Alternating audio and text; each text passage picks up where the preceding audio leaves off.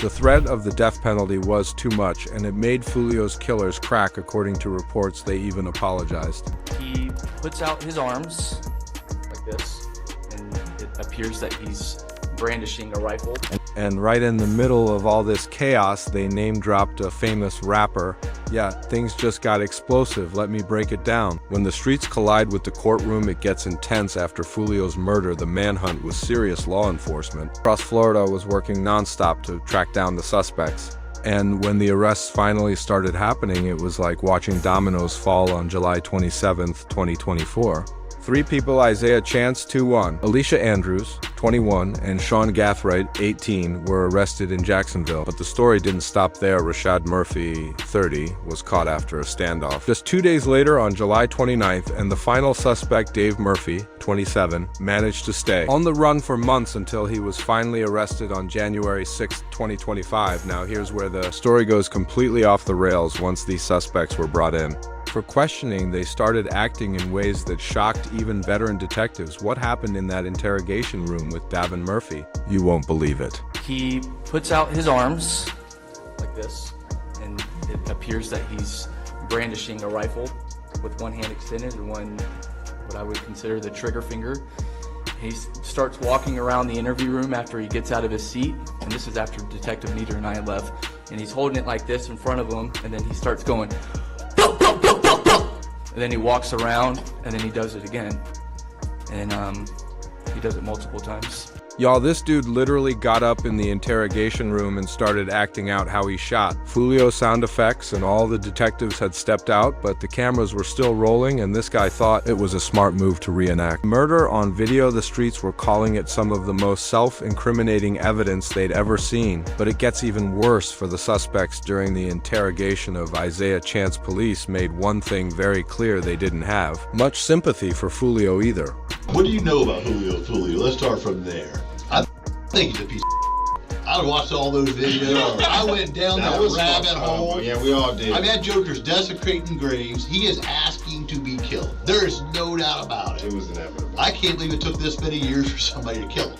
Honest to God. Now, while that might shock some people, it just shows how deep this gang beef really was and how even law enforcement understood the dangerous game. Foolio was playing with his life. The detectives weren't trying to justify his murder, but they were acknowledging the reality. Foolio was fully active in the streets, and that life comes with serious risks. The evidence against the suspects was overwhelming. Detectives used crime scene footage, license plate readers, and phone records to track down two vehicles and tie them directly to the suspects. But here's the real kicker. When police searched Sean Gathite's car, they found ammunition that matched the rounds fired at Foolio in a shooting 2 years earlier. Let that sink in for a second. This dude had been riding around for 2 years with physical evidence from previous attempt on Foolio's life, as one commentator put it. You mean to tell me that he couldn't even go clean his car?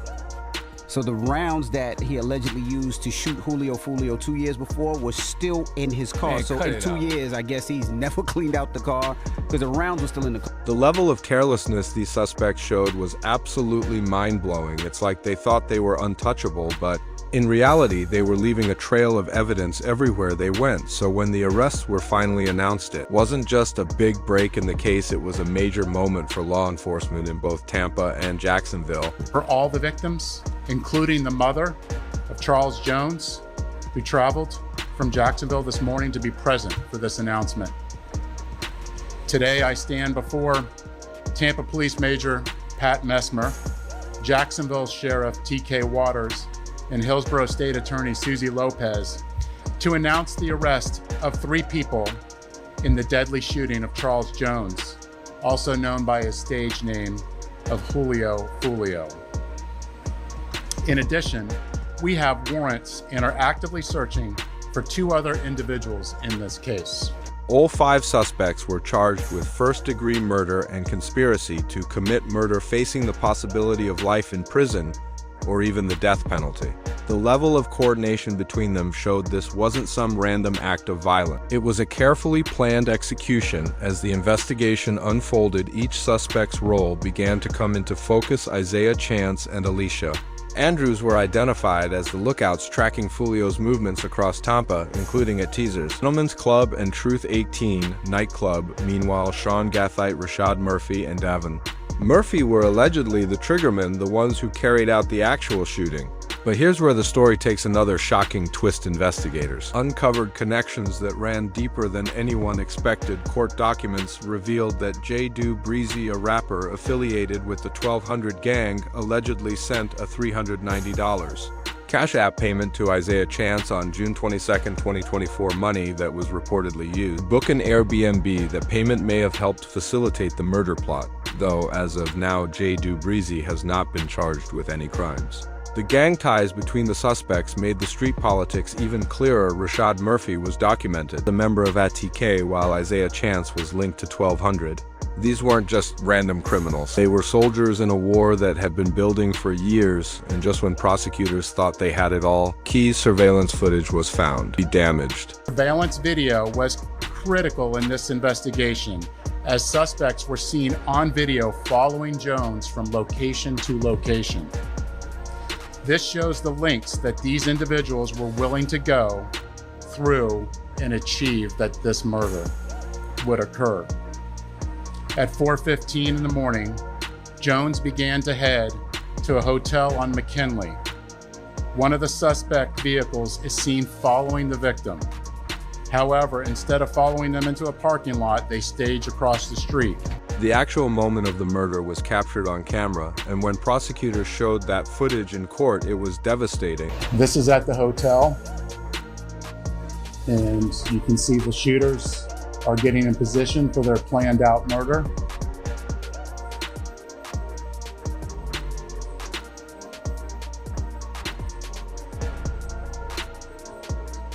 And they are shooting at Charles now. And you can see that he's the passenger in that car that's moving and trying to flee.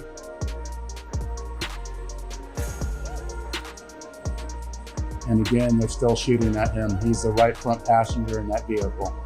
The bond hearings for these suspects were intense. No bond was granted to any of them, with judges recognizing just how serious the charges were and the danger these individuals posed to the community. When Davin Murphy finally faced his bond hearing in January 2025, the denial was swift and decisive, but one of the most telling moments came when details about the suspect's personal lives started to surface. Alicia Andrews revealed that she was pregnant, and that instantly changed the dynamics of her case. Because pregnancy while in county jail, especially while facing a murder charge, adds a whole new level of pressure and incentives that can reshape how a case plays out.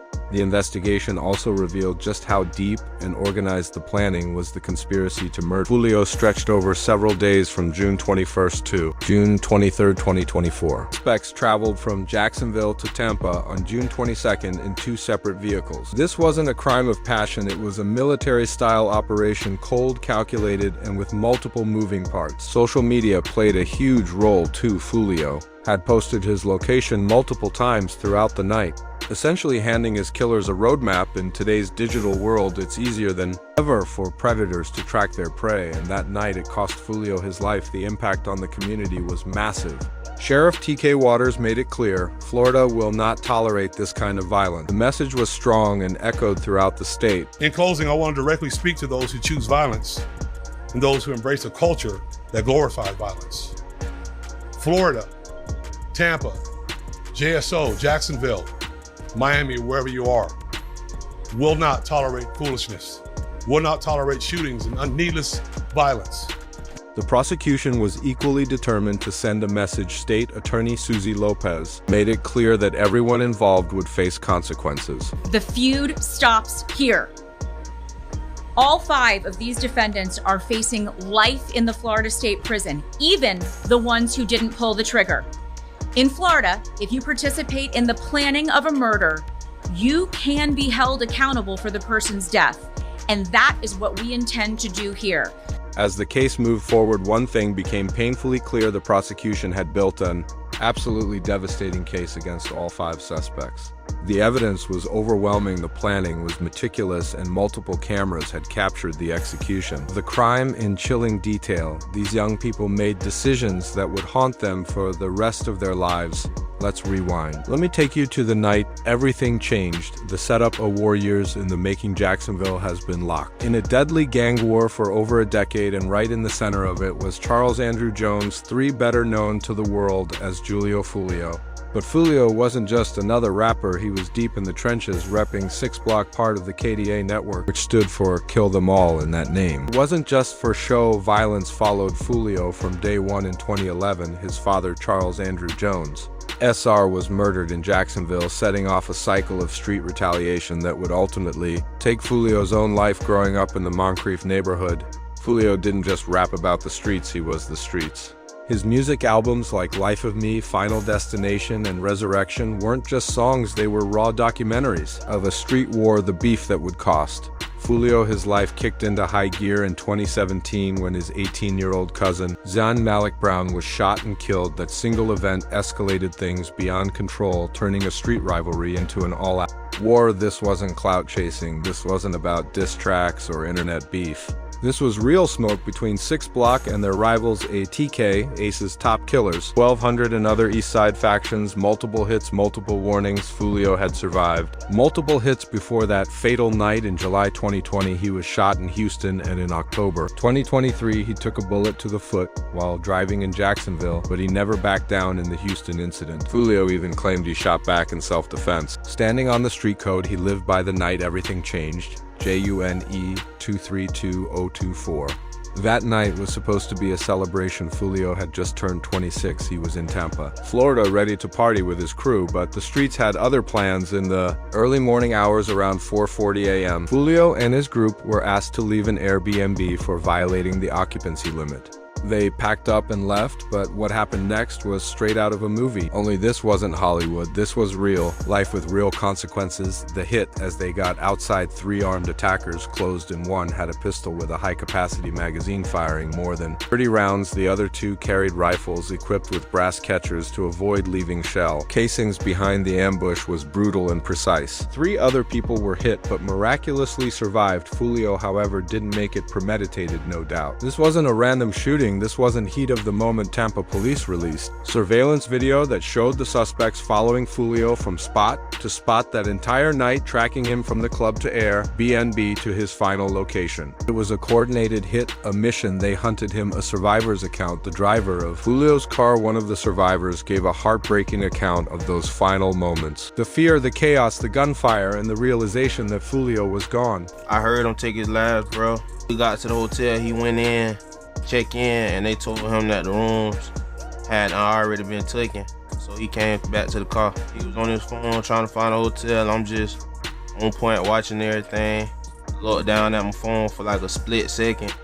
And then something just ain't feel right. So as soon as I look up, I just see shooters. I just kept telling him to duck. I ain't really hear him say really, cause the gunfire was so loud. So it was just like, I ain't really hear him say nothing. I already knew when I stopped the car, you feel me? Cause he wasn't responding. I heard him take his last, bro. That testimony right there hit different. Just imagine being right there, hearing your homie take his last breath while bullets are flying past your head. The raw emotion in that survivor's voice said everything. This wasn't just another headline. This was real life, real loss. Tampa Police Chief Lee Burkaw confirmed what many already suspected. The motive was retaliation from rival gang members, specifically those affiliated with a TK and 1200. Tied to the long-standing beef with 6 Block. This had nothing to do with music, Instagram posts, or rap beef. This was a decade-long war, one that had already taken dozens of lives, and the investigation that followed was nothing short of relentless. Law enforcement pulled out everything: surveillance footage, cell tower data, phone records, and physical evidence. They carefully reconstructed the timeline of Foolio's final night, building a case brick by brick. Court documents revealed how coordinated the plan really was. A premeditated hit rooted in gang politics, and the proof? Rifle casings, phone pings, video surveillance, all of it pointing straight to the suspects. But here's what makes this case even crazier. These weren't seasoned criminals who knew how to move in silence. These were young dudes making rookie mistakes and leaving behind a trail of evidence like breadcrumbs. One of the suspects was literally caught with shell casings in his car. That matched a previous attempt on Foolio's life from 2 years earlier. That alone showed how careless they had become with their criminal activity. As soon as the arrests were announced, the community erupted. Social media blew up with tributes, condolences, theories, and even wild conspiracies. One of the craziest? They thought Foolio had faked his death, especially when his Instagram account became active after his murder, but that was quickly shut down official reports and his burial on July 6, 2024 at Edgewood Cemetery confirmed it Foolio was gone for real. The impact on the Jacksonville rap scene was immediate and devastating. One fan summed it up perfectly online. These suspects didn't just kill Foolio, they killed the entire Jacksonville drill scene. The music that once put the city, the map was now drowned out by the violence that claimed one of its brightest stars in law enforcement. They weren't playing Sheriff T.K. Waters, and Tampa Police Chief Lee Burkaw stood firm, sending a clear message. Tampa is not the place to come and settle gang disputes. The message from law enforcement was loud and clear. If you bring that street beef to our city, you're going to feel the full force of the law. The investigation had only just begun, but the streets were already buzzing. Word was spreading, fast arrests were coming, and when they finally did, the details that surfaced shocked everyone.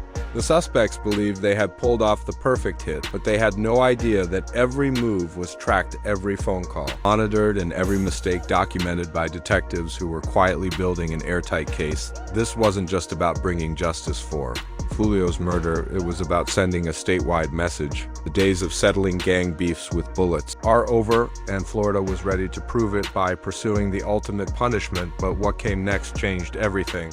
When the arrest finally came down, the suspects' reactions made it clear they were not ready for what was coming. The stage was now set for one of the most dramatic court cases in recent Florida memory, a trial where street codes would crash head-on into legal consequences and where the truth about Foolio's murder would finally be laid bare. But the biggest shock was ahead as the pressure mounted and the reality of a possible death sentence set in some suspects started to crack. One by one, they began to break under the weight, not just of the charges, but of the betrayal they saw unfolding around them. When the state filed motions to pursue the death penalty for Isaiah Chance, Sean Gathright, and Rashad Murphy, but not for Alicia Andrews, it sent a ripple through the entire case. That move became the catalyst, the spark that began unraveling the loyalty, the street codes, and the fragile trust between co-defendants, and from that point on, nothing would be the same. The prosecuting attorney down there in Tampa, Florida, has filed a motion seeking the death penalty. Yeah, the death penalty. That boy Rashad Murphy, death penalty. Gathright, death penalty. What's the other boy named? Chance, Guttaze, death penalty. It's over with. The only person that's not getting the death penalty, the only person that the prosecuting attorney has hasn't filed a motion seeking the death penalty, and that's for Alicia. Now, why wasn't Alicia Andrews facing the death penalty when everyone else was? The answer lies in a combination of factors that would prove crucial to understanding how this case would unfold. Andrews was revealed to be pregnant, and according to street analysts, this gave her powerful incentives to cooperate with authorities. When that girl came out and said she was pregnant, oh, dude, you in the county jail under a murder charge and you pregnant? Y'all, that right there gave her all the incentives in the world to say, hey, you know what, look, I need to tell y'all the truth, the whole truth, and nothing but the truth. The pressure that Andrews faced was unlike anything the male suspects were dealing with. She had victim advocate programs reaching out family members in her ear, and the reality of potentially giving birth behind bars while facing life in prison, as one Who commentator explained. Do y'all understand how many victim advocate programs been contacting her, trying to talk to her and saying, hey, you know you got a baby, do you want to give your baby up for adoption? Hey, you got a baby, you need to think about your baby. You can't just go to jail like these guys right here. You got a child to think about, you got to raise the child. But here's where it gets really interesting. Andrews had already been talking, even if she didn't realize how damaging her statements were. See, now, one thing we gotta realize is that she already done did some snitching with, you know, some of us, you know, you might just say, well, yeah, she might have did a little slip with her tongue, or she wasn't thinking right and all that. But when you break it all down, it's like she already done did the snitching though. She already done put them at the scene of the murder crime. The analysis suggests that Andrews may not have fully understood the gravity of the situation, initially leading her to be more forthcoming with investigators than she should have been from a street perspective. I don't think that she really understood the gravity of what was going on. And that's why when they sat her down to talk about what had happened, she had no problem with, just telling them the truth. Yeah, that's us. When they showed her the video footage, yeah, that's us right there. We driving past the hotel room. Yeah, that's us right there. We doing this, we doing that. Meanwhile, the violence in Jacksonville didn't stop with Fio's murder. The chain reaction that followed would prove just how deep and ongoing this gang war really was on January 24th, 2025. A 7-year-old boy, Brian Deuce Allen Jr., was killed and his cousin critically wounded in a shooting linked to the 6 Block and a TK feud. This tragic incident showed that the cycle of violence was far from over. The shooting was motivated by a rap song dissing 6 Block and referencing Foolio, proving that even in death, Fio's name was still being used to fuel more violence. But back to the main case. The death penalty announcements created a completely different dynamic in the county jail where these suspects were being held. Now, another thing we got to understand is this right here. Being that the prosecution is seeking the death penalty, they got bargain chips now.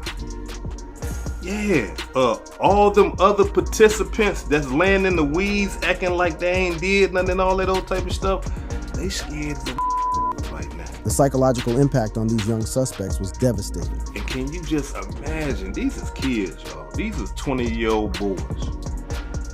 Can y'all imagine the mental mind state right now of all them boys that's sitting there right now thinking, damn, they would kill us? Yeah, they seeking the death penalty. The reality of potentially facing execution started hitting these suspects hard, as one street analyst put it. It's different. It's way different. When you just facing a murder charge, you think to yourself, you know what? Dang, I gotta go through life. I can do my time, but at least I'm still alive. I can go see my family. But death row is a completely different beast. You still got life, but death row ain't like that. Totally different world. And not only that, they trying to kill you, so there's a difference. The prosecution's strategy was becoming clear. Use the death penalty as leverage to get these suspects to reveal everything about the broader conspiracy. The evidence against all the suspects was already overwhelming. The prosecution had surveillance, video cell tower data, text messages, and physical evidence that created what experts were calling a slam dunk case. One particularly damaging piece of evidence was a text message from Rashad Murphy boasting after the murder, "I'm coming home, my thirst is quenched, pop a bottle of Don Julio today." Murphy showing not only his involvement but his celebration of the killing. The expectation among street observers was that Andrews would eventually take the stand and provide detailed testimony about everything that happened, but the case was about more than just these 5 suspects. The investigation was expected to reveal a broader network of people who helped plan, finance, or facilitate the murder. Questions remained about Jay Breezy's alleged $390 payment to Isaiah Chance and whether other rappers or gang members were involved in the conspiracy. The legal proceedings moved forward with trials, tentatively scheduled for Andrews in August 2025 and Gathright Chance and Rashad Murphy in April 2026. But the street was buzzing with speculation that these cases might not make it to trial if suspects started cooperating to avoid execution. The broader message being sent was clear: the days of settling disputes with violence were over, at least in terms of getting away with it. One of the most important lessons emerging from this case was the reality that even snitches don't just walk free. Snitches go to prison. Somebody better tell y'all something. Snitches don't just get out of jail and stuff like that. Unless, dealing with drugs and stuff like that, yeah, you might get that because, somebody dealing with property, drugs, or you get caught with a gun, then you can say, let me go work for you and stuff like that.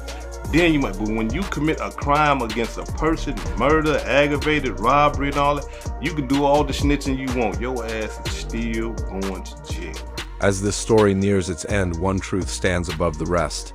The lives of these 5 suspects are already destroyed, and so are the lives of countless families and friends on both sides who now carry the weight of their decisions. Foolio is gone, his loved ones mourn him and the people who took his life. They now face the harshest consequences the legal system can offer. As while the streets might live by their own code, the courtroom doesn't play by street rules. And when those two worlds collide, the streets always lose. The death penalty now looms over this case like a shadow, and it's already changed everything from legal.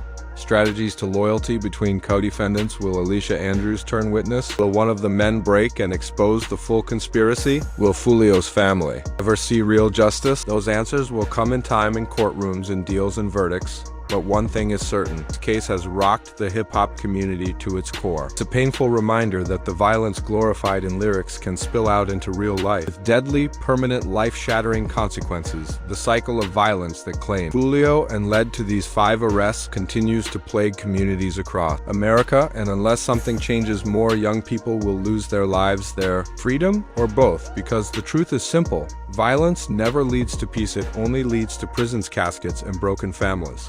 The choice is always there: keep walking the path of destruction, or break the cycle and choose something better. For Foolio, that choice came too late. For these 5 suspects, their fates are still unfolding. And for the rest of us watching this tragedy play out, the lesson is painfully clear. In the end, the streets always lose. Thanks for watching. If this story hit home, check out our other deep dives on the screen. Like, share, and subscribe, and stay safe out there.